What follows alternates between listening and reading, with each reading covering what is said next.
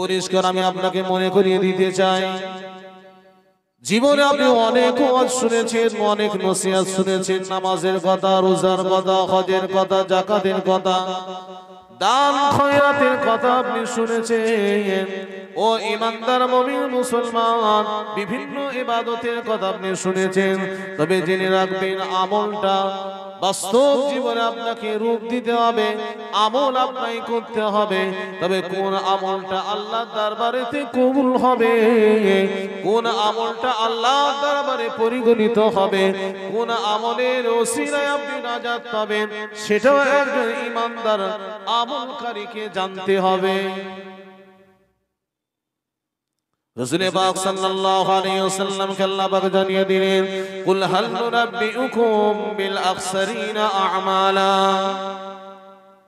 রাসূল পাক সাল্লাল্লাহু আলাইহি ওয়াসাল্লাম কে জিবরাইল আলাইহিস সালাতু ওয়াস সালাম জানিয়ে দিলেন, ও জিবরাইল যাও, চলে যাও, দূর থেকে একদম টানে নে, কি মাইকে সেট করছে, আর বলবো যা বলার মতো একটা জোশ নাই হয়, মাইকটা সেটিং করুন ভালো করে।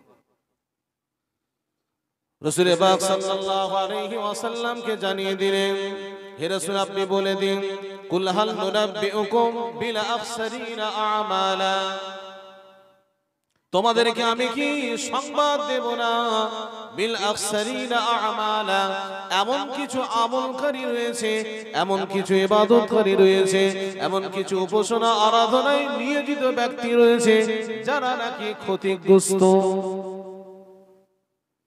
কি বললাম?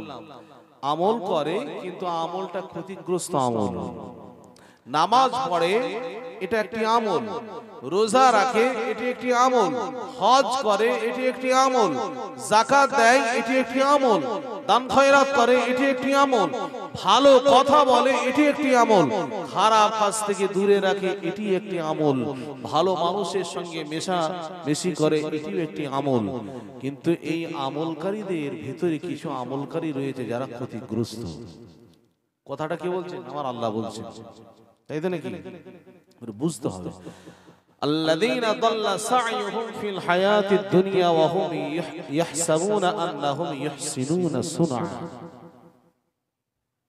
আল্লাহ পাক পরের আয়াতে জানিয়ে দিলেন, আল্লাযীনা দাল্লা সা'য়ুহুম ফিল হায়াতিদ দুনিয়া ওয়া হুম ইয়াহসাবুনা আন্নাহুম ইহসিনুনা সুনআ।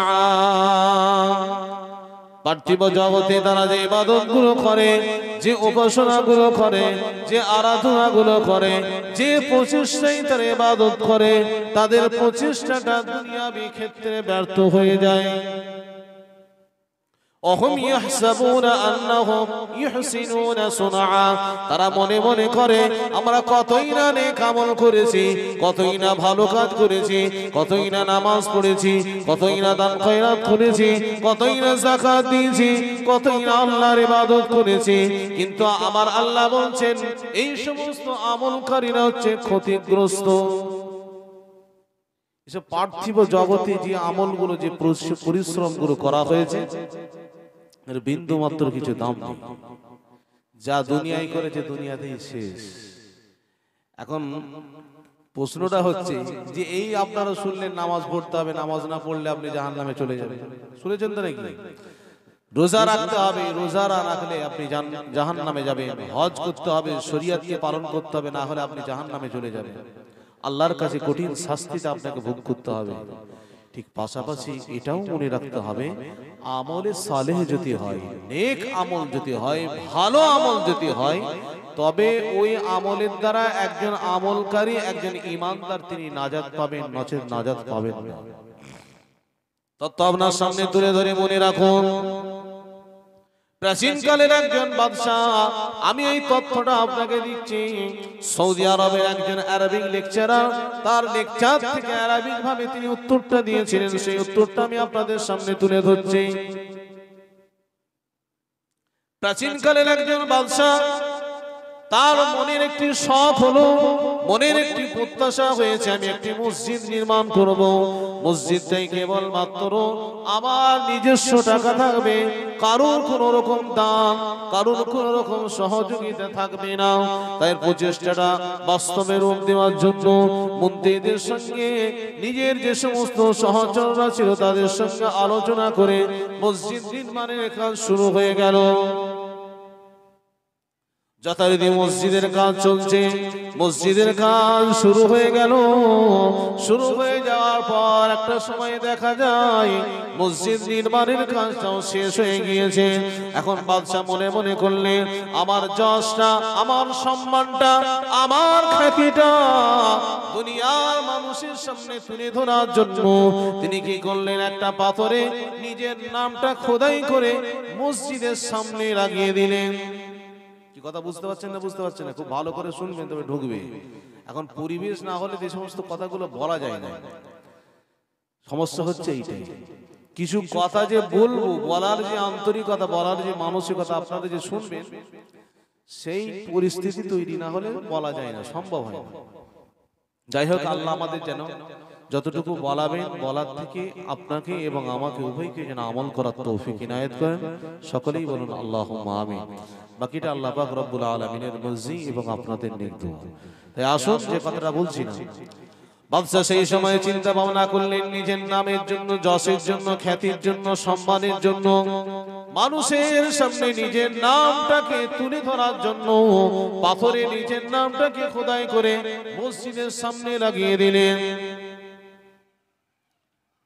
বাদশা রাত্রিতে খাওয়া দাওয়া করে শুয়ে রয়েছে, ঠিক এমতো অবস্থায় স্বপ্নের মাধ্যমে দেখতে পাচ্ছেন, বাদশা স্বপ্নের মাধ্যমে দেখতে পাচ্ছে নিজের নামটাকে মুছে দেওয়া হচ্ছে। কে যেন এসে নিজের নামটাকে মুছে দিচ্ছে, আর সেই জায়গায় একটা বুড়িমার নাম আমার নামের উপরে লিখে দেওয়া হচ্ছে।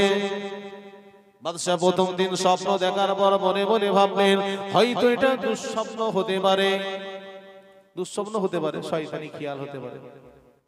তাই বাদশা কি করলেন, প্রথম দিনের কথাটা নিজেই কাউকে না বলে রেখে দিলেন। বাদশা আবার দ্বিতীয় দিন খাওয়া দাওয়া করার পর শুয়েছেন। হঠাৎ করে গভীর রজনীতে বাদশা আবার সে একই স্বপ্ন দেখতে লেগেছে।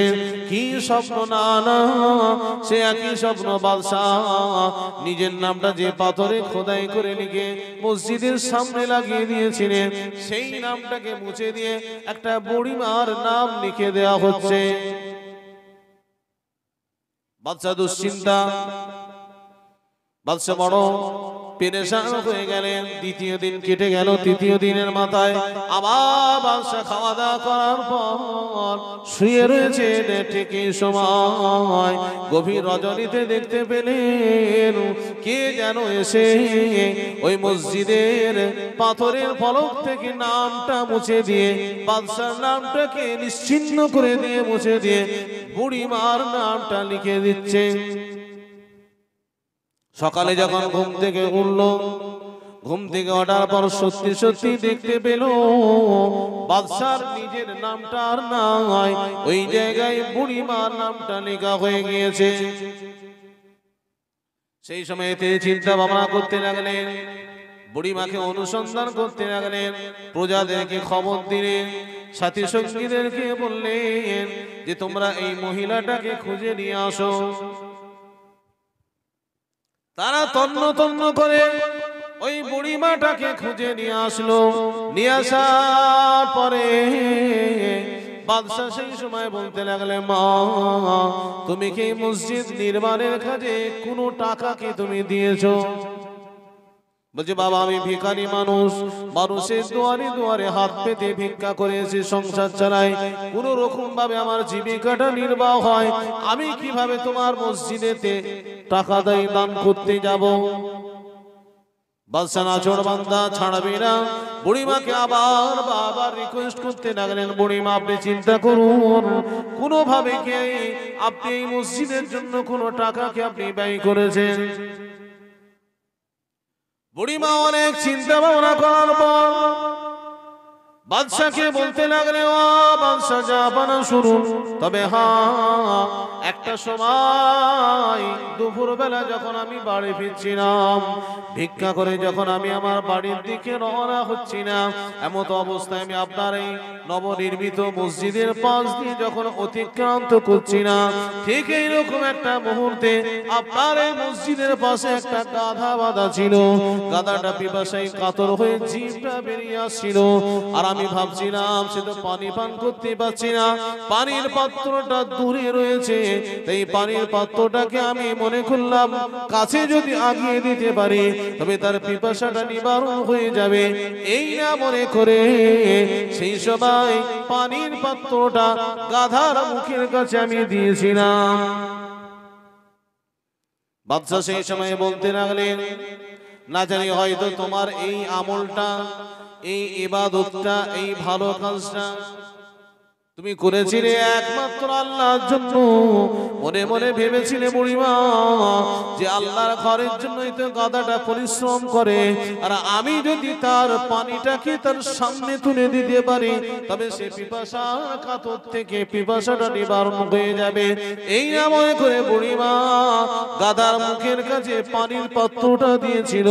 এটা আমার আল্লাহর এত পছন্দ হয়েছে, আল্লাহর এত প্রিয় হয়ে গিয়েছে, আমার আল্লাহ পাক রব্বুল আলামিন ওই বুড়িমার সামান্য পানির পাত্রটাকে সরিয়ে দেওয়ার জন্য, এই আমলটা খুলুসিয়াতের সঙ্গে হওয়ার জন্য, আল্লাহর জন্য হওয়ার জন্য, ওই ইবাদতটাকে কবুল করে নিয়ে সমস্ত মসজিদের মালিক বানিয়ে দিয়েছেন এই বুড়িমাটাকে। একবার জোরে বলুন সুবহানাল্লাহ। তাহলে খরচা করলো কি? বাদশা খরচা করেছে তো? খরচা করলো কি? বাদশা পয়সা দিলেও, পরিশ্রম করলো, সব করলো, কিন্তু টোটাল স্ট্রাকচারটা, টোটাল মসজিদ সবটাই বেকার, ব্যর্থ হয়ে গেল। ওই সামান্য একটুখানি কি ইবাদত যিনি করেছেন ওই বুড়িমা, শুধু পানির পাত্রটাকে তার মুখের কাছে দিয়েছেন এই উদ্দেশ্যে, আল্লাহ তোমার ঘরে এই গাধাটা পরিশ্রম করে, তাই এ পিপাসায় কাতর, পানি পান করতে পারছে না, তাই সে যদি পানির পিপাসা থেকে যদি নিবারণ হয় সেজন্য তিনি পানির পাত্রটা তার মুখের সামনে তুলে ধরেছিলেন। আল্লাহ পাকের দরবারে এই আমলটা কবুল হয়ে গেল। এই আমলটা কবুল হয়ে গিয়ে আল্লাহ পাক রব্বুল আলামিন টোটাল মসজিদের যা খরচ, যা কিছু হয়েছে সবটাই ওই বুড়িমার নামে আমার আল্লাহ লিখে দিলেন। একবার জোরে বলুন সুবহানাল্লাহ। এখন আমি আপনাকে বোঝাতে চাইছি, আমল আপনাকে করতে হবে। আমি একবারও বলবো না নামাজ আমল করতে হবে না। নামাজ আপনাকে পড়তে হবে, রোজা রাখতে হবে, হজ করতে হবে, যাকাত দিতে হবে, সব করতে হবে। তফাৎটা কি জানেন? খুলুসিয়াতের অভাব। বর্তমান সিচুয়েশনে এমন কিছু আলেম ওলামা বা এমন কিছু দরবেশ, পীর, ফকির তারা রয়েছে যাদের এই খুলুসিয়াত না থাকার কারণে, লিল্লাহিয়াত না থাকার কারণে, আল্লাহর উপরে পূর্ণ ভরসা না থাকার কারণে তাদের ইবাদত, তাদের আমল বাহ্যিকভাবে অনেক দেখলেও আল্লাহর দরবারেতে সেই ইবাদতগুলো ইবাদত হিসাবে পরিগণিত হয় না। কি কথা বুঝতে পারলেন না? বুঝতে পারলেন না? উদাহরণ দিই, মনে রাখুন। বাহ্যিকভাবে আপনি অনেক ইবাদত দেখছেন, বাহ্যিকভাবে অনেক আমল আপনি দেখছেন, কিন্তু এই আমলগুলো আসলে আমল নয়। যদি এর মধ্যে লৌকিকতা চলে আসে, এর মধ্যে লোক দেখানো মনোভাব চলে আসে, তবে জানবেন এই আমলটা আল্লাহর দরবারে কখনোই কবুল হবে না। সেটা 100 কোটি টাকাই খরচা হোক আর 1 টাকাই খরচা হোক। কি কথা মাথায় ঢুকছে না ঢোকে নেই? মনে রাখুন, ধরুন মনে করুন আমি 5000 টাকা কোনো মানুষকে দান করলাম। এখন এই দান করাটা যদি মানুষকে দেখানোর উদ্দেশ্যে হয়ে থাকে, আমার সম্মান, যশ, খ্যাতি অর্জনের জন্য যদি হয়ে থাকে, তবে জানবেন এই 5000 টাকা কেন, 5-এর পিছনে অনেকগুলো, যত খুশি আপনি শূন্য লাগান না কেন, তারপরেও যদি আপনি তাকে দেন, ওই দানটা আল্লাহর দরবারে কবুল হবে না। সেই জন্য আপনাকে মনে রাখতে হবে, ও আমলকারীরা, পৃথিবীর জমিনে বর্তমান সময়ে আমাদের ইবাদত অনেক হতে পারে, কিন্তু ইবাদতটা, এই আমলটা শুদ্ধ না হওয়ার কারণে আল্লাহর দরবারেতে মঞ্জুর হচ্ছে না। আমল কবুল হওয়ার জন্য তিনটে তরিকা রয়েছে। এক নম্বর হচ্ছে আমলটা আপনাকে হতে হবে, আমলটা আপনাকে হতে হবে পরিষ্কার পরিচ্ছন্ন, আমলটা আপনাকে হতে হবে বিশুদ্ধ নিয়তের সঙ্গে, খুলুসিয়াতের সঙ্গে, ইখলাসের সঙ্গে আমলটা আপনাকে হতে হবে। আমলটা আপনার সুন্দর পরিষ্কার পরিচ্ছন্ন আমল হতে হবে এবং আমলের পদ্ধতিটাও আপনার সুন্দর হতে হবে। তাহলে তিনটে জিনিস। যে আমলটা আপনি করছেন, ভালো করে বুঝুন, যে আমলটা আপনি করছেন সেই আমলটা হতে হবে কেমন না, একবারই খুলুসিয়াতের সঙ্গে, বিশুদ্ধ নিয়তে, আন্তরিকতার সঙ্গে, লিল্লাহ, আল্লাহর জন্য। এক নম্বর। দ্বিতীয় নম্বর হচ্ছে যে আমলটা আপনি করছেন সে আমলটা যেন ভালো আমল হয়, পরিষ্কার পরিচ্ছন্ন আমল হয়। তিন নম্বর হচ্ছে আমলের পদ্ধতিটা আপনাকে সঠিক হতে হবে। ধরুন আমি মনে মনে করলাম, এখন আমার মন চাইলো যে আমি কিছুই নয়, এখন আপনি নামাজ পড়ছেন আর আমি আপনার পাশে বসে বসে আমি এত জোরে জোরে কোরআন শরীফ তিলাওয়াত করছি, এই তিলাওয়াতের আওয়াজে আপনি নামাজ পড়া অবস্থায় আপনার নামাজের বিঘ্ন ঘটছে, আপনি নামাজ ভুলে যাচ্ছেন, রুকু কিরাত আপনি পড়তে পড়তে ভুলে যাচ্ছেন। তাহলে বলুন, আমি যে আমলটা করছি এই আমলটা ভালো না খারাপ? কোরআন তিলাওয়াত করা ভালো না খারাপ? ভালো তো। আমি যে আমলটা করছি এই আমলটা ভালো, এবং আমি যে আমলটা করছি এই আমলটা পরিষ্কার পরিচ্ছন্ন, এবং আমি যে আমলটা করছি বিশুদ্ধ নিয়তে, ইখলাসের সঙ্গে, আল্লাহকে খুশি করার জন্য। কিন্তু ভুলটা হচ্ছে আমলের পদ্ধতিটা ভুল হয়েছে।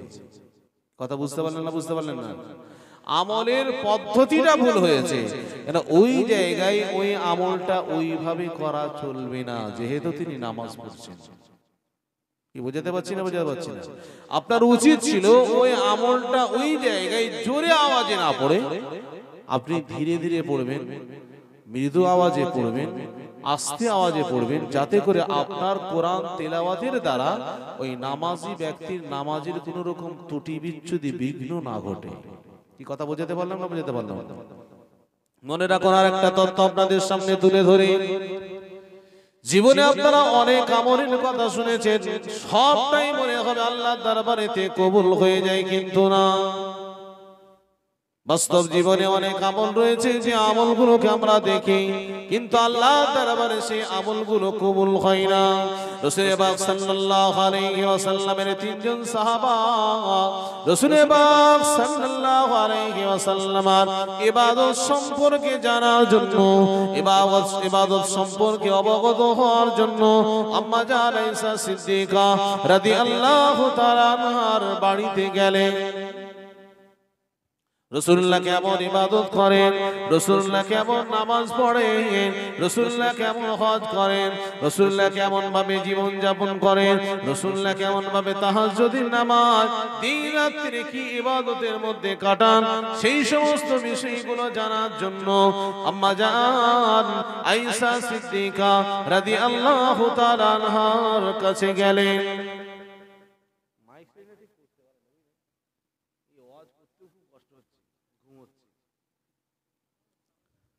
সাউন্ডটা ক্লিয়ার করো না ভাই, তো সেটিংই করতে পারছো না। এত বলতে এত কষ্ট হচ্ছে না, কি বলবো? আর কাছে ধরলেই তো বলা যাচ্ছে, দূরে থেকে বলা যায় না। দুরূদ শরীফ আল্লাহুম্মা সাল্লি আলা। লোকজন নেই, ভালো সাউন্ড না দিলে আওয়াজ শুনবে কি? সাউন্ডটা ভালো করে দাও। আমি নিজে আওয়াজ করে নিজেই শুনে পালাই, আর কি করবো?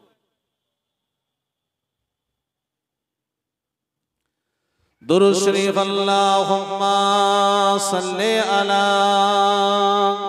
সাইয়্যিদিনা মাওলানা মুহাম্মদ ওয়া আলা আলি সাইয়্যিদিনা মাওলানা মুহাম্মদ। যাই হোক, যে কথা বলছিলাম, রাসূল পাক সাল্লাল্লাহু আলাইহি ওয়াসাল্লামের ইবাদত সম্পর্কে জানার জন্য আম্মা জান আয়েশা সিদ্দিকা রাদিয়াল্লাহু তাআলা আনহার বাড়িতে গেলেন। তিনজন সাহাবা জিজ্ঞাসা করছে রাসূলুল্লাহর ইবাদত সম্পর্কে। যখনই তারা জানতে পারলেন রাসূলুল্লাহর এমন ইবাদত, রাসূলুল্লাহ এইভাবে ইবাদত করেন। তখন তারা সেই জায়গায় দাঁড়িয়ে একজন সাহাবা বললেন, আমি রাত্রির বেলায় আর ঘুমাবো না, সারা রাত ধরে আমি তাহাজ্জুদের নামাজ পড়ব। আরেকজন সাহাবা তিনি প্রতিজ্ঞা করলেন, আমি আর জীবনে বিবাহ করব না, সারাটা জীবন আমি অবিবাহিত থেকে আল্লাহর ইবাদত, আল্লাহর উপাসনা, আল্লাহর আরাধনায় নিয়োজিত থাকব। সারা জীবনে আমি আর সংসার ধর্ম আমি আর করব না। আরেকজন সাহাবা তিনি প্রতিজ্ঞা করলেন, সারা জীবনে আমি কোনদিন, যতদিন আমি বেঁচে থাকবো, হারাম দিনগুলো বাদ দিয়ে আমি দিনের বেলায় সারাটা জীবন আমি রোজা রেখে কাটিয়ে দেব। তিনজন সাহাবা তিন রকম মন্তব্য। ঠিক এইরকম একটা পরিস্থিতিতে আবার রাসূল পাক সাল্লাল্লাহু আলাইহি ওয়াসাল্লাম চলে আসলেন। রাসূল পাক সহিহ বুখারীর রিওয়ায়াত, যা সহিহ বুখারীর রিওয়ায়াত আমি আপনাদের সামনে তুলে ধরছি। রাসূল পাক সাল্লাল্লাহু আলাইহি ওয়াসাল্লাম সাহাবায়ে কেরামদেরকে জিজ্ঞাসা করতে লাগলেন, তোমাদের কি যেন আলোচনা চলছিল, কি যেন তোমাদের আলোচনা চলছিল। সেই সময় সাহাবায়ে কেরামরা তাদের নিজ মন্তব্যগুলো পেশ করলেন। ইয়া রাসূলুল্লাহ, ইয়া হাবিবাল্লাহ, আপনার তো আগের গুনাহ, পিছনের গুনাহ, সব গুনাহকে আল্লাহ মাফ করে দিয়েছেন।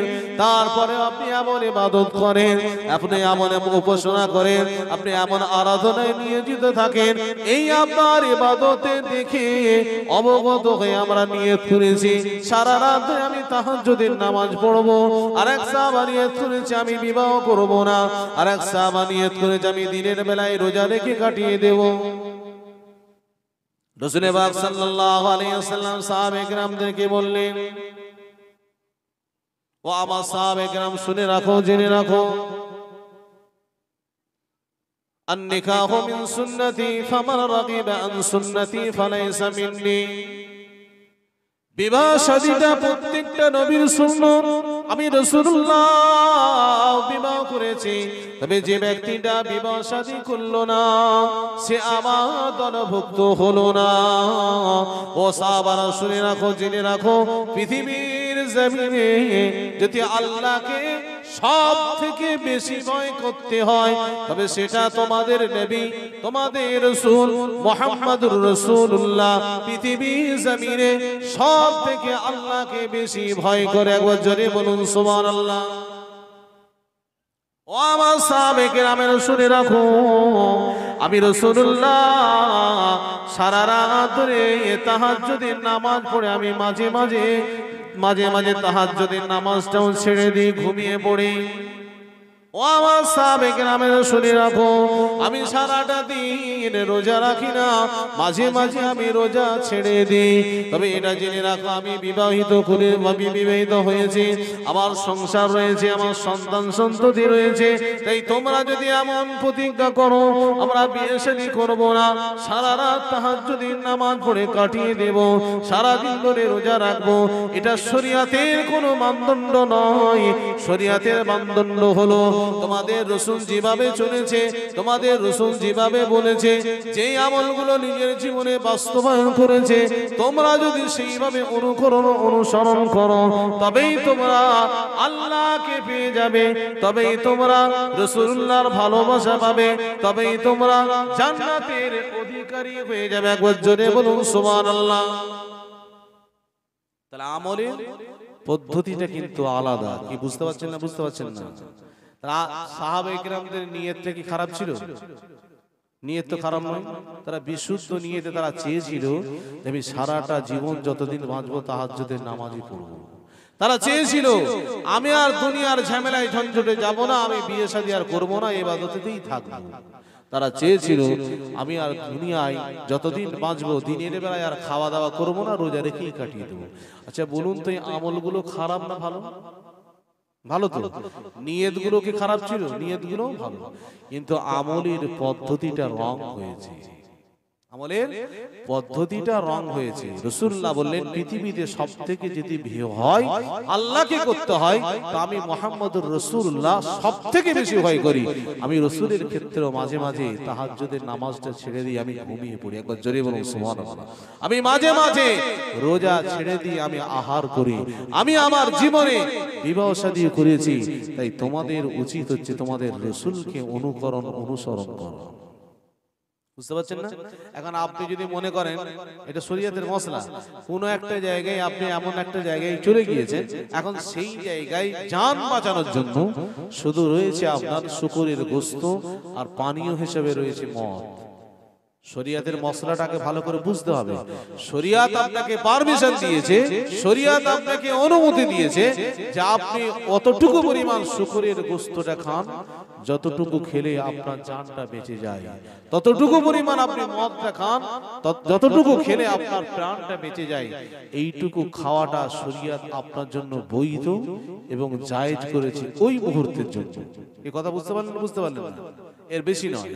কিন্তু যদি আপনি মনে করেন সারা জীবন আমি মদ খাইনি, সারা জীবন আমি শুকরের গোশত খাইনি, আর এটা একেবারে হারাম, খাওয়া চলবে না, তাতে আমার জান চলে যায়, যাক, আপনি যদি এই জায়গাটায় দাঁড়িয়ে নিজের জানটাকে যদি দিয়ে দেন, শরিয়াতের মসলা বলছে আপনি কি করলেন?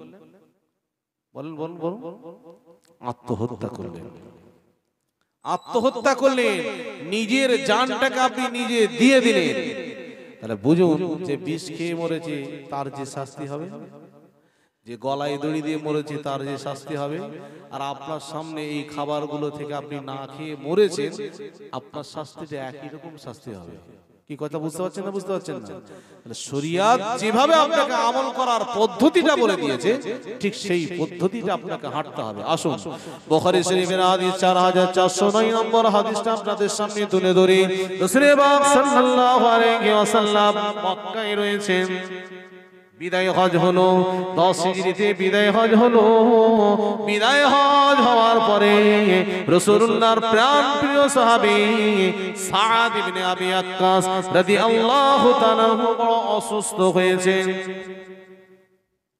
সাদ ইবনে আবি ওয়াক্কাসকে দেখা করার জন্য, রাসূলুল্লাহ তার সঙ্গে সাক্ষাৎ করার জন্য সাহাবায়ে কেরামদেরকে সঙ্গে করে নিয়ে সেই জায়গায় গেলেন। সাদ ইবনে আবি ওয়াক্কাস অসুস্থ, রাসূলুল্লাহকে দেখে তারা মনটা ভরে গেল, রাসূলুল্লাহকে দেখে তারা আনন্দিত হলেন। সেই সময় সাদ ইবনে আবি ওয়াক্কাস রাদিয়াল্লাহু তাআলা বলতে লেগেছেন, ইয়া রাসূলুল্লাহ, ইয়া হাবিবাল্লাহ, হুজুর শুনুন শুনুন, আমার এমন কষ্ট হচ্ছে, এমন তীব্র যন্ত্রণা হচ্ছে, আপনি নিশ্চয়ই বুঝতে পারছেন আমি আর বাঁচবো না। ইয়া রাসূলুল্লাহ, আমি আর বাঁচবো না, তবে আমি আমার যে সম্পত্তি রয়েছে এই সম্পত্তির ভিতর থেকে আমি আবার সম্পত্তির ভিতর থেকে আমি আমার সম্পত্তির 1/2 সম্পত্তি শরীয়তের জন্য, দ্বীনের জন্য, ইসলামের জন্য আমি দান করে দিতে চাই, সদকা করে দিতে চাই। সাদ ইবনে আবি ওয়াক্কাস রাদিয়াল্লাহু তাআলা আনহুর সম্পত্তি ছিল অনেক, অনেক সম্পদের অধিকারী ছিলেন। রাসূলুল্লাহকে বলতে লাগলেন, ইয়া রাসূলুল্লাহ, আমি তো বুঝতে পারছি আমার একবারই শেষ সময়, তো এই শেষ সময় আমি চাইছি আমার সম্পত্তির 2/3 আমি রাসূলের জন্য, আল্লাহর জন্য, দ্বীনের জন্য আমি সাদকা দান করে দিতে চাই। রাসূলুল্লাহ বললেন না। আবার সাদ ইবনে আবি ওয়াক্কাস আল্লাহর রাসূলকে বলতে লাগলেন, ইয়া রাসূলুল্লাহ, ইয়া হাবিবাল্লাহ, আমার যে সম্পত্তিটা রয়েছে আমার ওয়ারিসদের ভিতরে কেউ নাই, শুধু রয়েছে আমার একটি মাত্র কন্যা। আমার কন্যার জন্য যথেষ্ট সম্পদ থাকবে, তাই আমি চাইছি আমার অর্ধেক সন্তানের জন্য রেখে দিয়ে, আমার কন্যার জন্য অর্ধেকটা রেখে দিয়ে অর্ধেকটা আমি দ্বীনের জন্য, শরীয়তের জন্য দান করে দিতে চাই। রাসূলুল্লাহ বললেন না, এটা চলবে না। রাসূল পাক সাল্লাল্লাহু আলাইহি ওয়াসাল্লামকে আবার বলতে লাগলেন, ইয়া রাসূলুল্লাহ, ইয়া হাবিবাল্লাহ, আমার যে সম্পত্তিটা রয়েছে ওই সম্পত্তির ভিতরে 1/3 সম্পত্তি শরিয়তের জন্য, দ্বীনের জন্য, ইসলামের জন্য আমি আমার পক্ষ থেকে সাদকা দান করে দিতে চাই। রাসূল পাক সাল্লাল্লাহু আলাইহি ওয়াসাল্লাম বললেন, ও সাদ, এটাও অনেকটাই বেশি হয়ে গেল। একবার জোরে বলুন সুবহানাল্লাহ। রাসূল পাক সাল্লাল্লাহু আলাইহি ওয়াসাল্লাম পরে সাহাবায়ে কেরামদেরকে বলেছিলেন, ও সাহাবায়ে কেরাম শুনে রাখো, জেনে রাখো বাবারা, তুমি যখন মারা যাবে, মারা যাওয়ার পরে তোমার সন্তান সন্ততি, তোমার ওয়ারিসান যারা থাকবে, তোমার মারা যাওয়ার পরে লোকের কাছে যেন হাত না পাততে হয়, এই পরিস্থিতি তুমি তাদের সামনে রেখে যেও না। সম্পদ যদি থাকে সেই সম্পত্তিটা তুমি তোমার ওয়ারিসানদের জন্য, ভালোভাবে বেঁচে থাকার জন্য, বাসস্থানের জন্য, পোশাক পরিচ্ছদের জন্য, লেখাপড়ার জন্য, দুনিয়াবি চলার জন্য তুমি তাদের জন্য রেখে দাও। সম্পত্তিটাকে তোমরা আল্লাহর জন্য দান করে দিও না। কথা ঢুকছে না? ঢোকে নেই? এখন আমি আপনাকে তথ্য দিই, কোরআনের অনেক জায়গায় আমার আল্লাহ বলেছেন, লান তানালুল বিররা হাত্তা তুনফিকু মিম্মা তুহিব্বুন। ও ঈমানদারেরা, তোমরা কখনোই সফলতা অর্জন করতে পারবে না যতক্ষণ না পর্যন্ত তোমরা তোমাদের প্রিয় বস্তুটিকে আল্লাহর জন্য দান না করবে। অনেক জায়গায় বলা হয়েছে, তোমরা তোমাদের মালটাকে এভাবে দান করো, মাসালুল লাযীনা ইউনফিকুনা আমওয়ালাহুম ফি সাবিলিল্লাহি কামাসালি হাব্বা আম্বাতাস সাবআ সানাবিলা ফি কুল্লি সুমবুলাতিন মিয়াতু হাব্বা। আমার আল্লাহ পাক বলেছেন, 1 টাকা যদি তুমি দাও শরীয়তের জন্য, দ্বীনের জন্য, ইসলামের জন্য, তবে জেনে রাখো একটা বীজ জমিনেতে পুড়লে তা থেকে 7টা শীষ উৎপন্ন হয় এবং প্রত্যেকটা শীষেতে 100টা করে শস্যদানা উৎপন্ন হয়। ও ঈমানদার মুমিন মুসল্লি ভাইরা, শুনে রাখো, যদি আপনি শরীয়তের জন্য, দ্বীনের জন্য, লিল্লাহিয়াতের সঙ্গে আল্লাহকে রাজি খুশি করার জন্য 1 টাকা জন্য যদি আপনি দান করেন, তবে 1 টাকার পরিবর্তে আল্লাহ পাক রব্বুল আলামিন আপনাকে 700 টাকা দান করে থাকেন। একবার জোরে বলুন সুবহানাল্লাহ। এই কি দানের ফজিলত তো এটা নাকি? এটা কোরআন থেকে সাব্যস্ত হয়েছে, এগুলো দানের কথা বলা হয়েছে, ভালো আমলের কথা বলা হয়েছে। রাসূল পাক সাল্লাল্লাহু আলাইহি ওয়াসাল্লাম সাদ ইবনে আবি আক্কাসকে বললেন, সাদ, তোমার ওয়ারিসান রয়েছে, তোমার মেয়ে রয়েছে, তাই তুমি তার জন্য সম্পত্তিটাকে রেখে দাও। এখন বলুন তো দেখি, এই যে সাদ ইবনে আবি আক্কাস রাদিয়াল্লাহু তাআলা আনহু, এই যে সাহাবাটা, এনার কি কোনো নিয়তের ত্রুটি ছিল? নিয়তের ত্রুটি ছিল? আমলটা কি খারাপ আমল ছিল? কিন্তু আমলের পদ্ধতিটা রাসূলুল্লাহর দৃষ্টিকোণে মনে হয়েছে পরিবর্তন করার দরকার, তাই তিনি পরিবর্তন করে দিয়েছেন। একবার জোরে বলুন সুবহানাল্লাহ। নিয়তটা তার বিশুদ্ধ ছিল। যদি নিয়ত যদি তার ভালো না হতো, তবে এই বিষয়টা রাসূল পাক সাল্লাল্লাহু আলাইহি ওয়াসাল্লামের সামনে তুলে ধরতেন না। যদি মেয়েকে ফাঁকি দেওয়ারই তার নিয়ত থাকতো, তবে রাসূল পাক সাল্লাল্লাহু আলাইহি ওয়াসাল্লামের সামনে সম্পত্তির কথাটা উল্লেখ করতেন না।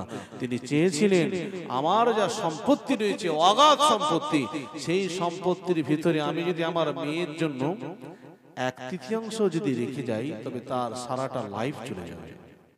তারপরেও রাসূল বললেন, জি না, তোমার যে ওয়ারিসান রয়েছে, তাই অর্ধেক নয়, 2/3 নয়, তুমি 1/3 দাও এবং বাকিটা তোমার ওয়ারিসানের জন্য, কন্যার জন্য তুমি রেখে দাও। একবার জোরে বলুন সুবহানাল্লাহ। তাহলে নিয়ত ভালো ছিল, আমলটাও ভালো ছিল, কিন্তু পদ্ধতিটা রাসূল পাক সাল্লাল্লাহু আলাইহি ওয়াসাল্লামের দৃষ্টিকোণে পছন্দ হয়নি, তাই তিনি পরিবর্তন করে দিয়েছেন। কি কথা বুঝতে পারছেন না? বুঝতে পারছেন না? এখন বাস্তব জীবনে নামাজি দেখবেন, অনেক নামাজ পড়ছে, অনেক রোজা রাখছে, বাস্তব জীবনে মেলালে দেখা যাবে সত্যি তিনি একজন নামাজি, সত্যি তিনি একজন রোজাদার, সত্যি তিনি একজন দানশীল, সত্যি তিনি একজন হাজী। কিন্তু এই সমস্ত ইবাদতের পিছনে, এই সমস্ত আমলের পিছনে খুলুসিয়াত, লিল্লাহিয়াত, নিয়তের যদি অভাব হয়, আমলের পদ্ধতিটা যদি ভুল হয়, তবে জানবেন সারা জীবন নামাজ পড়লেও, সারা জীবন রোজা রাখলেও সারা জীবন ভালো কাজের সঙ্গে যুক্ত থাকলেও ওই আমলের বদৌলতে, আমলের ওসিলাতে কখনো সে নাজাত পরিত্রাণ পেতে পারে না। পরিত্রাণ তখনই পাবে, মুক্তি তখনই পাবে যখন ওই আমলকারীটা নিয়তটাকে বিশুদ্ধ রাখবে এবং আমলটা যেন পরিষ্কার পরিচ্ছন্ন হয় এবং আমলের পদ্ধতিটা যেন সঠিক হয়, তবেই কিন্তু সেই আমলটা আল্লাহর দরবারেতে কবুল হবে। এখন ধরুন আপনারা এই জায়গায় এসেছেন, এই আসার সময় যদি আপনাদের এই নিয়ত থাকে যে আমরা যাচ্ছি, আলেম ওলামারা যে আলেম ওলামাই হোক না কেন, আমরা তাদের মুখ থেকে কোরআন এবং হাদিসের কথাটা শুনবো, যদি এই নিয়তটুকু থাকে এবং আপনারা নিয়ত করেছেন যে আমরা শিখবো, জানবো, তবে জানবেন এই শুদ্ধ নিয়ত থাকার কারণে আল্লাহ পাক রব্বুল আলামিন আপনাদের মর্যাদাটা তালিবুল ইলমদের মর্যাদা করে দিয়েছেন। একবার জোরে বলুন সুবহানাল্লাহ। এই সময়ে, এই পিরিয়ডে যারা নাকি রাত্রি জেগে তাহাজ্জুদের নামাজ পড়ছে, সারা রাত ধরে যদি তাহাজ্জুদের নামাজ পড়ে, তবে তাদের তুলনায় আপনারা এই 1 ঘন্টা এই নিয়তের উপরে শিখবো, জানবো, বুঝবো, এই বিষয়টার উপরে যদি আপনারা থাকেন, তবে সারা রাত ওই তাহাজ্জুদ নামাজ পড়া ইবাদতকারীর তুলনায় আপনাদের ওই 1 ঘন্টা আলেম ওলামাদের কোরআন হাদিসের মুখ নিঃসৃত বাণীগুলো শোনা, জানা, এটা তার থেকে অনেক সওয়াবের কাজ। একবার জোরে বলুন সুবহানাল্লাহ। শুধু নিয়তের পার্থক্যের জন্য ভাইজান আমার, দোস্ত আমার, খেয়াল করে শুনো, আল্লাহ পাক রব্বুল আলামিন আমাদেরকে স্বাধীনতা দিয়েছেন। রাসূল পাক সাল্লাল্লাহু আলাইহি ওয়াসাল্লাম একটা সময় মনে মনে করতে লাগলেন, লাআল্লাকা বাখিউন নাফসাকা আল্লা ইয়াকুনু মুমিনিন। রাসূলুল্লাহর মনের প্রত্যাশা, মনের ইচ্ছা, মনের তামান্না, দুনিয়ার মানুষগুলো জানো মিনাজ জুলুমাতি ইলান নূর, অন্ধকার থেকে আলোর দিকে যেন চলে আসে, জাহান্নাম থেকে যেন জান্নাতের দিকে ফিরে আসে, সমস্ত রকমের ফাহিশা কাজ থেকে, নোংরা কাজ থেকে যেন তারা যেন ভালো কাজের দিকে চলে আসে। রাসূলুল্লাহর এই প্রত্যাশা, আল্লাহকে যেন এক বলে মেনে নাই, আমি মুহাম্মদকে রাসূলুল্লাহ বলে যেন মেনে নাই, এই প্রত্যাশা রাসূলুল্লাহ।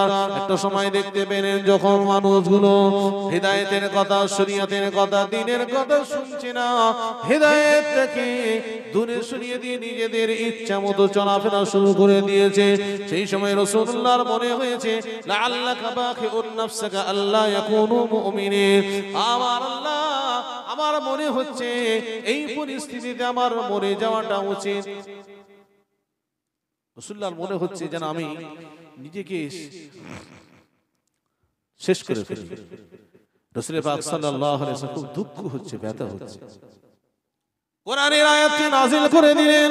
জিবরাইল আলাইহিস সালাতু ওয়াস সালাম এসে আমার রাসূলুল্লাহকে শোনালেন, ইন্না শানুনাজ্জিল আলাইহিম মিনাস সামাই আয়াতান ফাযাল্লাত আ'নাকুহুম লাহা খাদিঈন। ও আমার নবী, ও আমার রাসূল, আমার হাবিব, ইন্না শানুনাজ্জিল আলাইহিম মিনাস সামাই আয়াতান ফাযাল্লাত আ'নাকুহুম লাহা খাদিঈন। আমি আল্লাহ যদি মনে করি, ইন্না শানুনাজ্জিল আলাইহিম মিনাস সামাই, আমি আল্লাহ যদি ইচ্ছা করি আসমান থেকে এমন একটা নিদর্শন পৃথিবীর মানুষের সামনে আমি উপস্থাপন করব, ওই নিদর্শনটাকে দেখে, ওই আলামতটাকে দেখে, ওই চিহ্নটাকে দেখে তারা আমার ইবাদতে মশগুল হওয়া ছাড়া, আমার উপাসনায় নিয়োজিত হওয়া ছাড়া তাদের কোনো রকম রাস্তা থাকবে না। আমি আল্লাহ পাক রব্বুল আলামিন যদি মনে করি আসমান থেকে ওই ধরনের একটা নিদর্শন নিয়ে এসে তাদের সামনে উপস্থাপন করে দেব, কিন্তু আমি আল্লাহ এটা চাই না। প্রত্যেকটা মানুষের স্বাধীনতার উপরে ছেড়ে দিয়েছে। সে চাইলে ভালো রাস্তায় চলতে পারে, সে চাইলে খারাপ রাস্তায় চলতে পারে। সে ভালো রাস্তায় চলে আল্লাহকে খুশি করতে পারে, রাসূলকে খুশি করতে পারে, জান্নাতের অধিকারী হতে পারে। খারাপ রাস্তায় চলে আল্লাহর অসন্তুষ্টি অর্জন করতে পারে, পাশাপাশি জাহান্নামের খোরাক সে তৈরি হতে পারে। সেটা তার একান্ত ইখতিয়ারের ব্যাপার। ভুল বললাম না ঠিক বললাম? এটা কি আল্লাহ করেছেন যে আসমান থেকে এমন কিছু জিনিস আপনার সামনে উপস্থাপন করেছেন, এমন কিছু দৃষ্টান্ত, এমন কিছু উদাহরণ মিনাস সামাই আয়াতান, এমন কিছু নিদর্শন দিয়েছেন, আসমান থেকে আল্লাহ পাঠিয়েছেন, যেই নিদর্শনটাকে দেখিয়ে আপনার কোনো চারা নেই, আপনাকে ইবাদত করতেই হবে, উপাসনা করতেই হবে, আরাধনা করতেই হবে। এই ধরনের পরিস্থিতি কি হয়েছে? একটা সময় হয়েছে, সেটা কোন সময় বলতো? যখন করোনা এলো, সব বাঁচার জন্য মসজিদেতে ঢুকে গেছে। এই যে কঠিন পরিস্থিতি যদি কোনো মানুষের সামনে আল্লাহ দেন, প্রত্যেকটা মানুষই চাইবে যে আমি আল্লাহর ইবাদত করে আল্লাহর জামন্দি হাসিল করব। কিন্তু এই পরিস্থিতি সব সময় থাকে না, থাকে কি? থাকে না। এখন প্রত্যেকটা মানুষকে তার স্বাধীনতার উপরে ছেড়ে দেওয়া হয়েছে। সে চাইলে ভালো কথা বলতে পারে, সে চাইলে ভালো কাজ করতে পারে, সে চাইলে নামাজ পড়তে পারে, সে চাইলে রোজা রাখতে পারে, সে চাইলে হজ করতে পারে, সে চাইলে যাকাত দিতে পারে, সে চাইলে মদও খেতে পারে, সে চাইলে ঘুষও খেতে পারে, সে চাইলে জিনা ব্যভিচারী সব কিছু সে করতে পারে, সে চাইলে সারা জীবন নামাজ না পড়েও কাটাতে পারে, সে চাইলে সারা জীবন রোজা না রেখেও কাটাতে পারে, সে চাইলে তার কাছে টাকা থাকলেও যাকাত হজ না করেও সে কাটাতে পারে। কি ভুল বললাম না ঠিক বললাম? এটা তো এখতিয়ারের ব্যাপার। আল্লাহ আপনাকে স্বাধীনতার উপরে ছেড়ে দিয়েছে। এখন আপনি যদি করেন তবে সেটা আপনার নিজের ফায়দা, আপনি যদি না করেন সেটা আপনার নিজের ক্ষতি। তাহলে মূল আপনাকে বিষয়টা মনে রাখতে হবে, আমল আপনাকে করতে হবে, করলে আপনি জান্নাত পাবেন। আপনি যদি খারাপ কাজ করেন তবে আপনি জাহান্নামে যাবেন। এবং আমল করার ক্ষেত্রে আপনাকে মনে রাখতে হবে কোন আমলটা আল্লাহর দরবারেতে কবুল হবে, কেমন ভাবে আমল করলে আল্লাহর দরবারেতে সেটা গ্রহণীয় হবে। আমলটা খুলুসিয়াতের সঙ্গে হতে হবে, আমলটা ভালো হতে হবে, আমলের পদ্ধতিটাও উত্তম হতে হবে, তবেই ওই আমলটা আল্লাহর দরবারেতে কবুল হবে। ভাইজান আপনি শুনে রাখুন, সূরা মাউনের ছোট্ট একটি আয়াতের অংশ আমি আপনাকে তিলাওয়াত করে শোনাই। আল্লাহ পাক রব্বুল আলামিন নামাজের জন্য অনেক সুসংবাদ দিয়েছেন, নামাজীদের জন্য অনেক খুশখবরি দিয়েছে। নামাজ একজন কাফের এবং মুমিনের মধ্যে পার্থক্য সৃষ্টি করে। নামাজের ভিতর দিয়ে চেনা যায় একজন মুমিনকে একজন কাফেরকে। নামাজের অনেক ফজিলতের কথা আমার আল্লাহ বলেছেন। আবার আল্লাহ পাক রব্বুল আলামিন সেই কোরআন শরীফের ভিতরে বললেন ফাওয়াইলুল লিল মুসাল্লিন। এমন কিছু নামাজি আছে, এমন কিছু ইবাদত গুজার বান্দা আছে, এমন কিছু নামাজি মুসল্লি রয়েছে যাদের জন্য আমি আল্লাহ ওয়াইল নামক জাহান্নামকে বানিয়ে রেখেছি। আমি আল্লাহ ওই সমস্ত নামাজীকে দেব যারা নামাজ পড়ে বটে, দুনিয়ার চোখে নামাজ পড়ে, দুনিয়ার চোখে রুকু করে, দুনিয়ার চোখে সিজদা দেয়, দুনিয়ার চোখে তারা নামাজি হিসাবে পরিগণিত হয়, কিন্তু আমি আল্লাহর কাছে না, তাদের নামাজ আমি আল্লাহর কাছে নামাজি হিসাবে আসে না। তারা নামাজ পড়ে বটে, নামাজ সম্পর্কে তারা বেখবর। কি কথা বুঝতে পারলেন না? বুঝতে পারলেন না? নামাজের ফজিলতের কথা বলা হয়েছে তো, নামাজ পড়লে জান্নাতে যাবে, নামাজ পড়লে এত সওয়াব রয়েছে, এত বেনিফিট রয়েছে। তারপরে আমার আল্লাহ বলেছেন নামাজটা যদি নামাজের মতো হয়, নামাজটা যদি নামাজের মতো হয়, নামাজটা যদি রাসূলুল্লাহর নামাজের মতো হয়, সাহাবায়ে কিরামদের নামাজের মতো হয়, তাবিঈনদের নামাজের মতো হয়, ওটাই হচ্ছে নামাজ। আর ওই নামাজটাই আল্লাহর দরবারেতে কবুল হবে। আর যে নামাজের ভিতরে খুলুসিয়াত নেই, যে নামাজের ভিতরে লিল্লাহিয়াত নেই, যে নামাজের ভিতরে বিশুদ্ধ নিয়ত নেই, যেই নামাজটার ভিতরে আল্লাহকে রাজি খুশি করার মন মানসিকতা নেই, তবে সেই নামাজটা আল্লাহর দরবারেতে মঞ্জুর হবে না। পদ্ধতিটার ভুল রয়েছে, হবে না। তাহলে একদিকে বুঝতে হবে ভালো কাজ করলে আপনি জান্নাতে যাবেন, ভালো কাজ করলে আপনি জান্নাতের সার্টিফিকেট পাবেন, ভালো কাজ করলে আপনার মর্যাদা বুলন্দ হবে, বাড়বে, মহত্ব তাৎপর্য বাড়বে। খারাপ কাজ করলে সোজাসুজি আপনি জাহান্নামে চলে যাবেন, এতে কোনো রকম কনসিডার নেই। কিন্তু ভালো কাজ করার ক্ষেত্রে দুটো দিক রয়েছে। ওই ভালো কাজটা হতে হবে লিল্লাহিয়াতের সঙ্গে, ওই ভালো কাজটা হতে হবে ভালো কাজ, ওই ভালো কাজটা হতে হবে আমলটা পদ্ধতিতে যেন ভালো হওয়া চাই, তবেই আল্লাহর দরবারেতে মঞ্জুর হবে। ধরুন আপনি এই যে প্যান্ডেল বা এই যে ডেকোরেশন, এই যে যা কিছু আপনি করেছেন, যদি আপনার মনে হয় এই ডেকোরেশনটা দেখে লোক ভালো বলবে, এই ডেকোরেশনটা দেখে মানুষ ভালো বলবে, আমরা মানুষের কাছে সম্মান পাবো, আমরা মানুষের কাছে ভালো হব, এই নিয়ে যদি আপনার অন্তরেতে সরষে পরিমাণ ঢুকে যায়, তার টোটাল স্ট্রাকচার, টোটাল যা কিছু হলো সব পানিতে পড়ে গেল। কি বুঝতে পারছেন? আর বর্তমান সময়ে যত এই ধরনের ইসলামিক কালচার বলুন, ভালো কাজ বলুন, যাই বলুন, একজন হাজী সাহেব সে যখন হজ করতে যাচ্ছে, গোটা গ্রামের মানুষকে দাওয়াত করে খাইয়ে মানুষের কাছ থেকে কি নিচ্ছে? দোয়া নিচ্ছে। আর উদ্দেশ্য যদি দোয়া চাওয়া নেওয়া হয় আলাদা বিষয়, কিন্তু উদ্দেশ্য যদি এইটা হয় যে আমি মানুষকে জানিয়ে যাচ্ছি আল্লাহর হজ করতে, তবে সবটাই তার শেষ হয়ে গেল।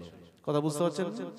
আমি নামাজ পড়ছি, ওই জন্য হাদিস পাকে এসছে বেশি বেশি করে তোমরা নফল নামাজগুলো, নফল ইবাদতগুলো খুব গোপনে নির্জনে নিজের বাড়িতে পড়ার চেষ্টা করো।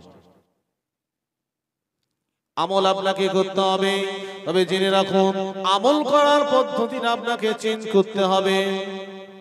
আপনি এখন যদি মনে করেন আমার যাকাত দেওয়া আমার উপরে ফরজ হয়ে গিয়েছে, আমি যাকাত দেব না, ওই টাকাটা আমি কিছু টাকা আমি দান করে দেব, সদকা করে দেব, এটা আল্লাহর দরবারে কবুল হবে না। যাকাত যদি আপনার উপরে ফরজ হয়, হজ যদি আপনার উপরে ফরজ হয়, তবে ফরজে আইনটাকে সর্বপ্রথমে ঈমানদার হিসাবে আপনাকে পালন করতে হবে। এটা হচ্ছে শরীয়তের মসলা। আপনার বড় হজ ফরজ হয়ে গিয়েছে, আপনি ভাবছেন এবছর আমি হজ করব না, আরো কিছুটা গুছিয়ে আমি হজ করতে যাব, তার এটা কি হচ্ছে? শরীয়তের যে মসলার উপরে আপনি আপনার নিজের মন গড়া একটা মসলা তৈরি করে দিলেন। শরীয়ত বলছে হজ আপনার উপরে হয়ে গেলেই আপনি সেই মুহূর্তেই নিয়ত করতে হবে এবং হজের কাজটাকে সম্পূর্ণ করতে হবে। যাকাতে মালিকি নিসাব যদি আপনি হয়ে যান, তবে সেই সময় আপনার হাতে অর্থ থাকলে আপনাকে যাকাত দিতে হবে। ওই টাকা থেকে আপনি মনে করবেন কিছু দান সাদকা করে দিয়ে আমি আর যাকাত দেব না, এটা কিন্তু চলবে না, ফরজে আইনটাকে লঙ্ঘন করা হবে। তাই ভাই যেন মনে রাখতে হবে রাসূল পাক সাল্লাল্লাহু আলাইহি ওয়াসাল্লাম যেভাবে আমাদের আমল করার পদ্ধতিটা শিখিয়েছেন, দুনিয়ার জীবনটা যিনি রাখবেন খুব ভালোভাবে যদি আপনি কাটান, তবে আপনার আখিরাতে নাজাত রয়েছে। মান আমিলা সালিহান ফালিনাফসিহি ওয়া মান আসাআ ফাআলাইহা ওয়া মা রাব্বুকা বিযাল্লামিল লিল আবিদ। ও ভাই জানেন, শুনি রাখুন, আল্লাহ প্রত্যেকটা মানুষকে, প্রত্যেকটা ঈমানদারকে, প্রত্যেকটা মুমিন মুসলমান তার ইখতিয়ারের উপরে, তার স্বাধীনতার উপরে ছেড়ে দিয়েছে। বান্দা তুমি যদি ভালো কাজ করো তবে তোমার জন্য রয়েছে জান্নাত, বান্দা তুমি যদি মন্দ কাজ করো তবে তোমার জন্য রয়েছে জাহান্নাম। মান আমিলা সালিহান ফালিনাফসিহি, তুমি যদি ভালো কাজ করো সেটাও তোমার নিজের জন্য করবে, খারাপ কাজ যদি করো সেটাও তোমার নিজের জন্য করবে। আমি আল্লাহ পাক রব্বুল আলামিন কোন বান্দার প্রতি, বান্দির প্রতি অবিচার অনাচার আমি আল্লাহ করব না। এখন তো এই জায়গায় বসে আপনি একবার সুবহানাল্লাহ বললেন, আল্লাহ কি বলবেন যে তুমি 10 বার বলো তবে একবার সুবহানাল্লাহ বলা সওয়াব দেব? এরকম করবে কি? করবে না তো। তাহলে একবার সুবহানাল্লাহ বললে আপনার একবার সুবহানাল্লাহ বললা সওয়াবটা আল্লাহ দিয়ে দেবেন। এখন আপনি যদি এই জায়গায় বসে যদি কোনো গুনার কাজ করেন, এখন ধরুন মোবাইলে কোনো একটা বাজে জিনিস আপনি বসে বসে এখানে দেখছেন, এই যে গুনার কাজটা আপনি করলেন, তো এই গুনার কাজ করার জন্য কি আল্লাহ আপনাকে সওয়াব দেবে? গুনাহ যদি আপনি করেন সেটাও আপনি নিজের জন্য করবেন, সওয়াবের কাজ যদি আপনি করেন সেটাও আপনি সওয়াবের কাজ নিজের জন্যই করবেন।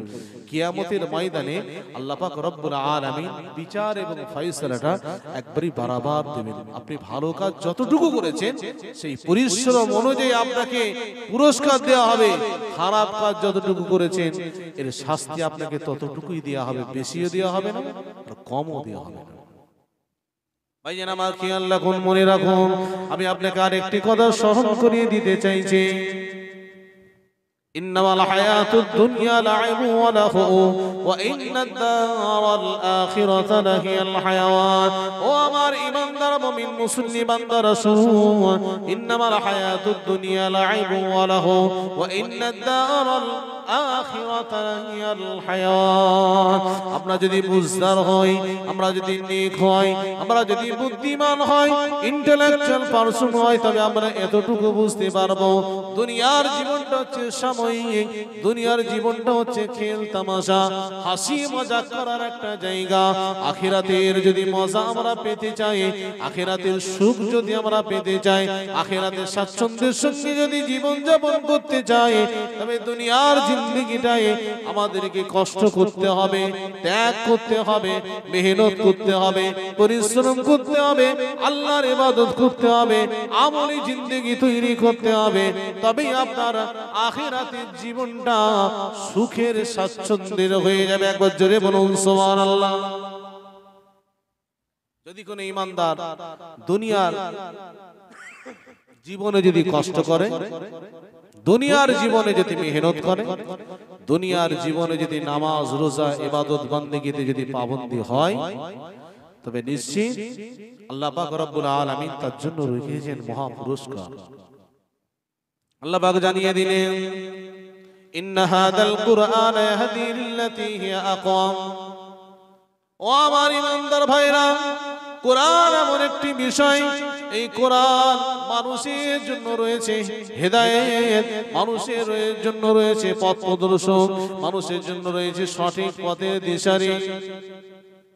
ইহাদি লিল্লাতী হিয়া আকওয়াম ওয়া ইউবাশশিরুল মুমিনিনা আল্লাযীনা ইয়া'মালুনাস সালিহাতি আন্না লাহুম আজরান কাবীরা। আর এই কোরআনের পথগুলো সহজ সরল সাবলীল। তাই যদি কোনো ব্যক্তি কোরআনের পথটাকে অনুসরণ করতে পারে, অনুকরণ করতে পারে, ওয়ামিলা সালিহা, ভালো কাজ করতে পারে, নেক কাজ করতে পারে, লাহুম আজরুন কাবীর, মাহশরের ময়দানে আল্লাহ পাক রব্বুল আলামিন ওই ইবাদতকারীর জন্য রেখেছেন সম্মানীয় মহা পুরস্কার। একবার জোরে বলুন সুবহানাল্লাহ। লাহুম আজরুন কাবীর, তার জন্য রেখেছেন আল্লাহ মহা পুরস্কার। এখন এই পুরস্কার একজন ইমানদারকে পেতে গেলে তাকে যেমন দুনিয়াতে আমল করতে হবে, নামাজ পড়তে হবে, রোজা হজ যাকাত এইগুলো করতে হবে, পাশাপাশি ওই ইবাদতটাকে, ওই আমলটাকে শুদ্ধ এবং সঠিক হতে হবে। শুধু আমলের কথা তো বললে হবে না। এখন আমল করার ক্ষেত্রে যদি আপনার ত্রুটি থাকে, তবে সারা জীবন আপনি ইবাদত করেও আমল করেও আল্লাহর দরবারে আপনি নাজাত পাবেন না, ছাড় পাবেন না। উদাহরণস্বরূপ আপনি মনে রাখুন, রাসূল পাক সাল্লাল্লাহু আলাইহি ওয়াসাল্লাম একটা সময় সাহাবা ইকরামদেরকে জিজ্ঞাসা করলেন, সবথেকে গরীব সাহাবা ইকরাম রাসূলুল্লাহকে উত্তর দিলেন, ইয়া রাসূলুল্লাহ, যার সম্পদ নেই, যার মাল নেই, ধন নেই, তিনি গরীব। বলছেন না, তিনি গরীব নয়। গরীব হচ্ছে সেই ব্যক্তিটা যে নাকি দুনিয়াতে বেঁচে থাকা অবস্থায় অনেক নামাজ পড়েছে, নামাজের তার ইবাদতের একটা পুটলি তৈরি হয়েছে, হজ করেছে, যাকাত দিয়েছে, দান খয়রাত করেছে, ভালো কাজ করেছে, সব ইবাদতের পুটলিটা নিয়ে মাহশরের ময়দানেতে সে মাথায় করে নিয়ে উঠবে।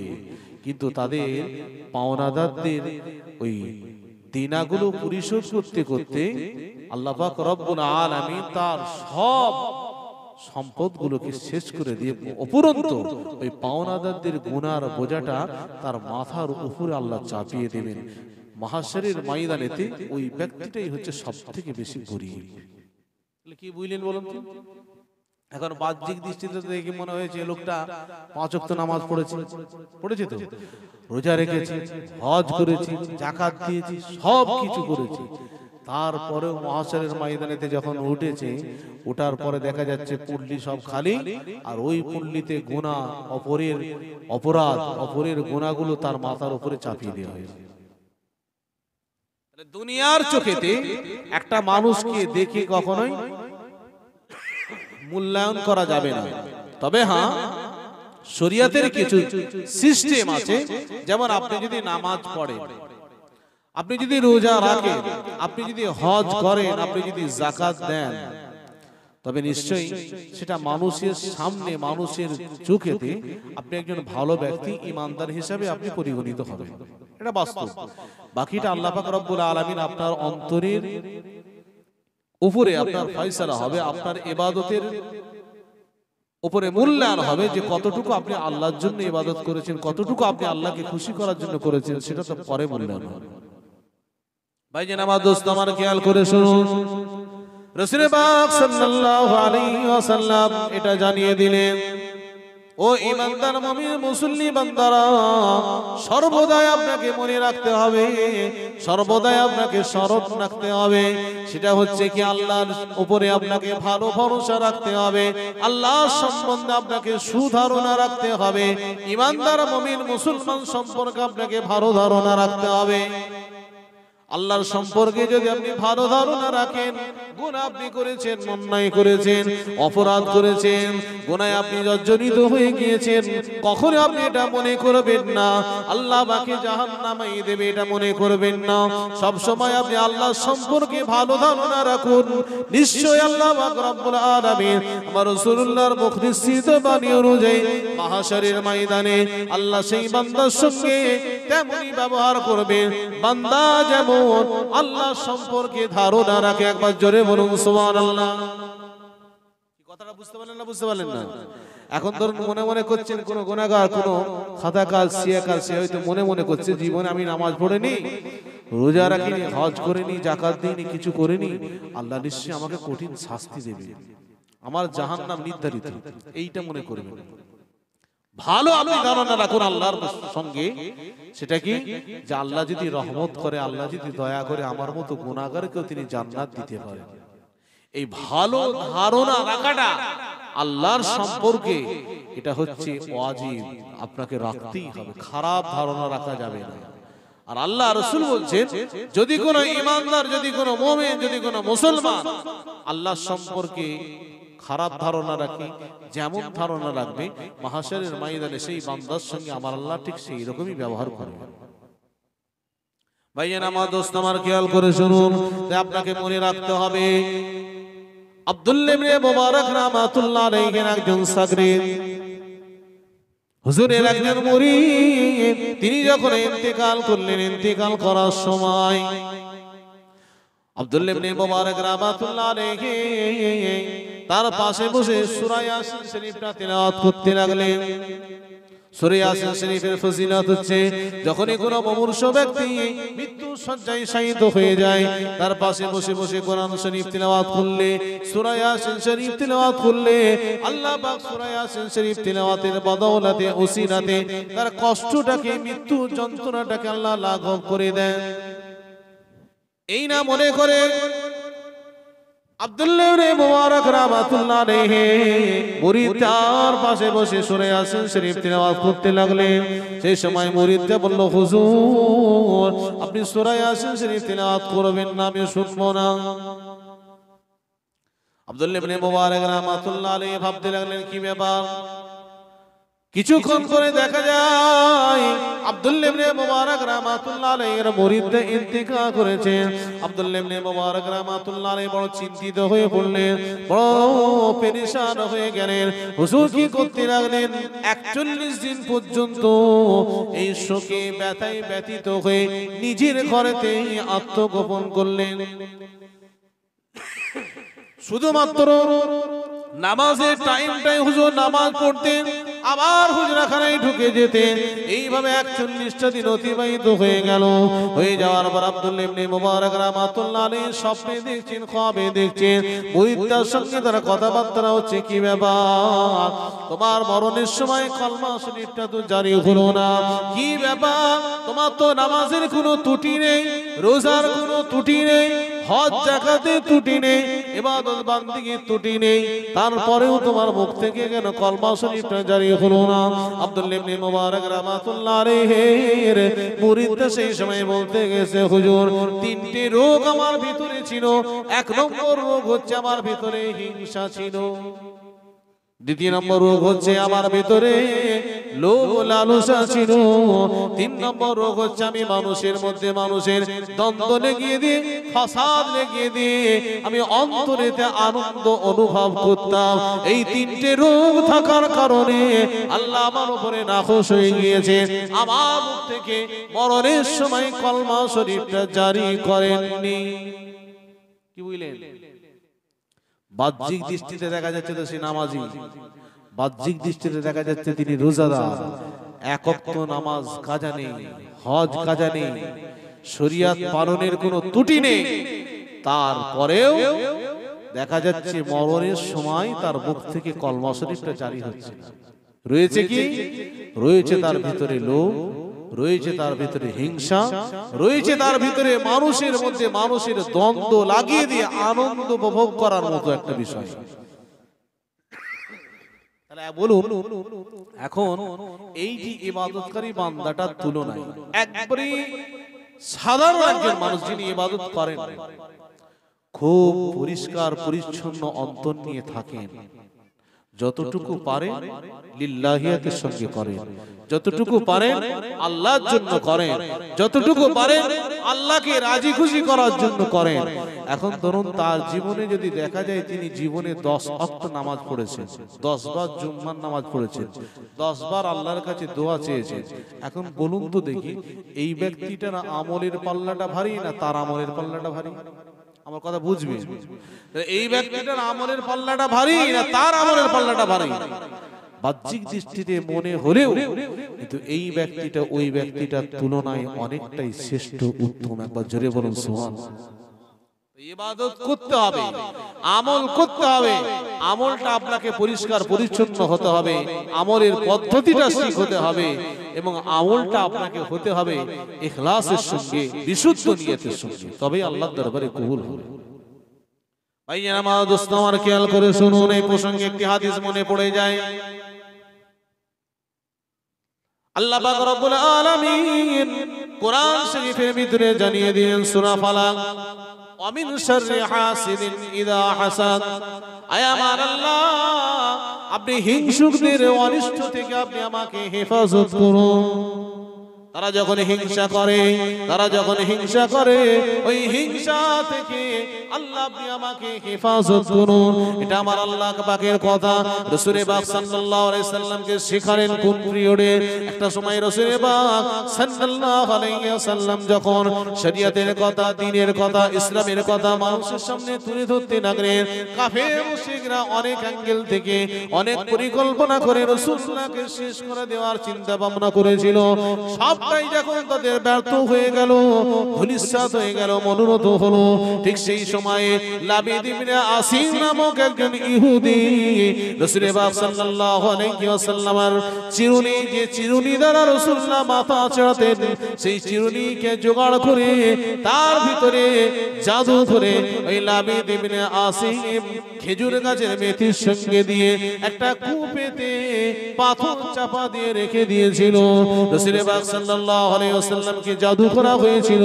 এই জাদুর প্রভাবটা একদিন দুদিন নয়, 6 মাস পর্যন্ত জাদুর প্রভাবটা রাসূলুল্লাহর শরীরের উপরে ক্রিয়া করেছে। কিসের জন্য? হিংসার জন্য। সেটা কি? রাসূল পাক সাল্লাল্লাহু আলাইহি ওয়াসাল্লাম দ্বীনের কথা প্রচার করছেন, শরীয়তের কথা প্রচার করছেন, তাকে কোনো ভাবে যখন কায়দা করা যাচ্ছে না, ঠিক ইহুদি লাবিদ ইবনে আসিমকে দিয়ে এরকম একটা জাদু করলেন। রাসূল পাক সাল্লাল্লাহু আলাইহি ওয়াসাল্লামের কি হতো জানেন? রাসূল পাক সাল্লাল্লাহু আলাইহি ওয়াসাল্লামের এইরকম কাইফিয়ত হতো যে কোন কাজটা তিনি করেছেন আর কোন কাজটা করেননি ভুলে যেতেন। এখন ধরুন এই মাত্র হয়তো কোনো কথা বলে এসেছেন, এখন বাড়িতে এসে দেখছেন এই কথাটা বলেছি না বলে, যেন আমাদের হয় মাঝে মাঝে, ঠিক রাসূলুল্লাহর এই ধরনের ক্রিয়া তৈরি হচ্ছে। এই প্রভাবটা ছিল 6 মাস। একটা সময় রাসূল পাক সাল্লাল্লাহু আলাইহি ওয়াসাল্লাম আম্মা জান আয়েশা সিদ্দিকা রাদিয়াল্লাহু তাআলা নাকে সে শোনাচ্ছেন, আয়েশা আমার রোগটা কি সেটা ধরা পড়েছে, ওষুধটা কি আমার আল্লাহর তরফ থেকে জানিয়ে দেয়া হয়েছে? একবার জোরে বলুন সুবহানাল্লাহ। আমি ঘুমিয়ে রয়েছি, হঠাৎ করে আমি দেখতে পেলাম আমার মাথার দিকে একজন ব্যক্তি বসে রয়েছেন, পায়ের দিকে একজন ব্যক্তি বসে রয়েছেন। মাথার দিকে ব্যক্তিটা পায়ের দিকে ব্যক্তিকে জিজ্ঞাসা করছেন আর কি হয়েছে। পায়ের দিকের ব্যক্তিটা উত্তর দিচ্ছে নাকি জাদু করা হয়েছে। আবার উনি জিজ্ঞাসা করছেন কে জাদু করেছে। উনি সেই সময় উত্তর দিচ্ছেন লাবিদ ইবনে আসিম ইহুদিটা জাদু করেছে। কিসের জাদু করেছে? সেই সময় উত্তর দেওয়া হচ্ছে রাসূলুল্লাহ যে মাথা চূড়া চড়াতো চিরুনি দিয়ে, সেই চিরুনি দ্বারা জাদু করা হয়েছে। কোথায় রাখা হয়েছে সেই কূপের নামটা বলে দেওয়া হলো, কূপের জায়গাটা দেখিয়ে দেওয়া হলো। রাসূল পাক সাল্লাল্লাহু আলাইহি ওয়াসাল্লাম সাহাবায়ে কিরামদেরকে সব বিষয়টা বললেন। হযরত আলী ওমর ফারুক রাদিয়াল্লাহু তাআলা আনহু সেই কূপের দিকে রওনা হলেন। কূপের দিকে রওনা হয়ে খেজুর গাছের মেথি সহ রাসূলুল্লাহর কাছে নিয়ে আসলেন। নিয়ে আসার পরে রাসূল পাক সাল্লাল্লাহু আলাইহি ওয়াসাল্লাম বললেন, ও আমার সাহাবায়ে কিরামেরা, এর ওষুধ স্বরূপ আল্লাহ পাক রব্বুল আলামিন মুআজ্জাবাতাইন দুটো সূরা আল্লাহ নাযিল করেছেন। একটা হচ্ছে ফালাক আর একটা হচ্ছে সূরা নাস। তাতে 11টা গিট বাঁধা ছিল। আল্লাহ পাক রব্বুল আলামিন এই দুটো সূরার ভিতরে 11টা আয়াত দিয়েছে। ও সাহাবারা, তোমরা একটা করে আয়াত তেলাওয়াত করো আর একটা করে গিটকে খুলতে থাকো। এইভাবে 11টা আয়াত তেলাওয়াত হলো। 11টা গিট যখন খুলে দেওয়া হলো, রাসূলুল্লাহ বলছেন, আমার উপর থেকে যেন একটা ভারী একটা জিনিসকে আমার আল্লাহ পাক সরিয়ে দিলেন। একবার জোরে বলুন সুবহানাল্লাহ। রাসূলুল্লাহ সুস্থ হয়ে গেলেন। রাসূলকে জাদু করার মূল কারণ হচ্ছে হিংসা। আমি আজকে আপনাকে এই জায়গাটা বোঝাতে চাইছি। নামাজ পড়েন, রোজা রাখেন, হজ করেন, যাকাত দেন, সব করেন, আপনার ইবাদতের পাহাড় রয়েছে। কিন্তু জেনে রাখুন, যদি আপনার অন্তরেতে সরষে পরিমাণ যদি হিংসা ঢুকে থাকে, সব ইবাদত শেষ, সব আমল শেষ। সেটা আপনি বুঝতে পারবেন। কি আমার কথা বুঝতে পারছেন না? বুঝতে পারছেন না? এখন বাহ্যিক দিক থেকে দেখা যাচ্ছে আপনি 10 বার কেন, আপনি 100 বার হজ করেছেন। নামাজের আপনার ত্রুটি নেই, প্রত্যেকটা নামাজ আপনি জামাতের সঙ্গে আদায় করেছেন, সময় মতো আপনি যাকাত দিয়েছেন, সব কাজে আপনার বহাল রয়েছে, ত্রুটি নেই। কিন্তু আপনার অন্তরে যে রোগটা আছে সেটা সারাতে আপনি ভুলে গেছেন। বুঝতে পারছেন না? এইবার আপনি মনে রাখুন, রাসূল পাক সাল্লাল্লাহু আলাইহি ওয়াসাল্লামের মুখরিসিদ বাণীটা আমি আপনাদের সামনে তুলে ধরি। এটা আমার বানাওয়াট কথা নয়। রাসূল পাক সাল্লাল্লাহু আলাইহি ওয়াসাল্লাম বললেন, ওয়া ইয়াকুম আল হাসাদ, হিংসা থেকে তোমরা দূরে থাকো। ইন্নাল হাসাদা ইয়াকুলুল হাসানাত কামা তাকুলুন নারুল হাতাবা। ও ঈমানদার মুমিন মুসল্লি বান্দারা, জেনে রাখো, নামাজ আপনি পড়েননি, রোজা রাখেননি, হজ করেননি, যাকাত দেননি, শরিয়ত থেকে দূরে সরে রয়েছেন, একটা সময় আল্লাহর কাছে মাথাটা নত করে ইস্তিগফার করবেন। আল্লাহ চাইলে সারা জীবনের পাহাড় গুনাহগুলোকে রহমানুর রহিম নামের উসিলায় maaf করে দিতে পারেন। কিন্তু যদি আপনার ভিতরে এই রোগটা থেকে যায়, মানুষের ভালো দেখে যদি আপনার সহ্য না হয়, হিংসা যদি আপনার ভিতরে বাসা বেঁধে জায়গাটা তৈরি করে নাই, ইবাদতের পাহাড় তৈরি হলেও ওই ইবাদতটা একদিন নিঃশেষ শেষ হয়ে যাবে। এই কথা বুঝাতে পারলাম না? বুঝাতে পারলাম না? খুব কঠিন রোগ, সারানো খুব মুশকিল। ওয়া ইয়াকুম আল হাসাদ, হিংসা থেকে তুমি বেঁচে থাকো। ইন্নাল হাসাদা ইয়াকুলুল হাসানাত, নিশ্চয়ই হিংসাটা খেয়ে ফেলে ভালো কাজগুলোকে, নেক কাজগুলোকে, সালেহ কাজগুলোকে।